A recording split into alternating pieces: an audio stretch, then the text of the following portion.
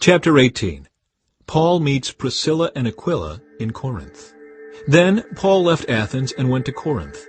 There he became acquainted with a Jew named Aquila, born in Pontus, who had recently arrived from Italy with his wife Priscilla. They had left Italy when Claudius Caesar deported all Jews from Rome. Paul lived and worked with them, for they were tent makers, just as he was. Each Sabbath found Paul at the synagogue, trying to convince the Jews and Greeks alike. And after Silas and Timothy came down from Macedonia, Paul spent all his time preaching the word. He testified to the Jews that Jesus was the Messiah. But when they opposed and insulted him, Paul shook the dust from his clothes and said, "Your blood is upon your own heads. I am innocent. From now on I will go preach to the Gentiles." Then he left and went to the home of Titius Justus, a Gentile who worshipped God and lived next door to the synagogue. Crispus, the leader of the synagogue, and everyone in his household believed in the Lord. Many others in Corinth also heard Paul, became believers, and were baptized. One night the Lord spoke to Paul in a vision and told him, "Don't be afraid. Speak out. Don't be silent. For I am with you, and no one will attack and harm you, for many people in this city belong to me." So Paul stayed there for the next year and a half, teaching the word of God.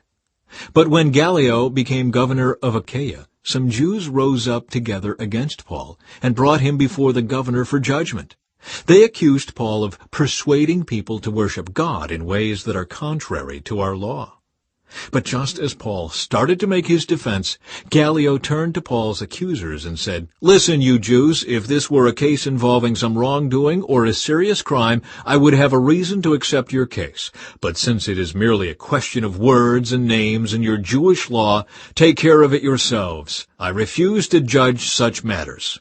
And he threw them out of the courtroom. The crowd then grabbed Sosthenes, the leader of the synagogue, and beat him right there in the courtroom. But Gallio paid no attention. Paul returns to Antioch of Syria. Paul stayed in Corinth for some time after that, then said goodbye to the brothers and sisters, and went to nearby Cenchrea. There he shaved his head according to Jewish custom, marking the end of a vow. Then he set sail for Syria, taking Priscilla and Aquila with him. They stopped first at the port of Ephesus, where Paul left the others behind. While he was there, he went to the synagogue to reason with the Jews. They asked him to stay longer, but he declined. As he left, however, he said, "I will come back later, God willing." Then he set sail from Ephesus. The next stop was at the port of Caesarea. From there he went up and visited the church at Jerusalem, and then went back to Antioch. After spending some time in Antioch, Paul went back through Galatia and Phrygia, visiting and strengthening all the believers. Apollos instructed at Ephesus. Meanwhile, a Jew named Apollos, an eloquent speaker who knew the Scriptures well, had arrived in Ephesus from Alexandria in Egypt. He had been taught the way of the Lord, and he taught others about Jesus with an enthusiastic spirit and with accuracy. However, he knew only about John's baptism. When Priscilla and Aquila heard him preaching boldly in the synagogue, they took him aside and explained the way of God even more accurately. Apollos had been thinking about going to Achaia, and the brothers and sisters in Ephesus encouraged him to go. They wrote to the believers in Achaia asking them to welcome him. When he arrived there, he proved to be of great benefit to those who, by God's grace, had believed. He refuted the Jews with powerful arguments in public debate.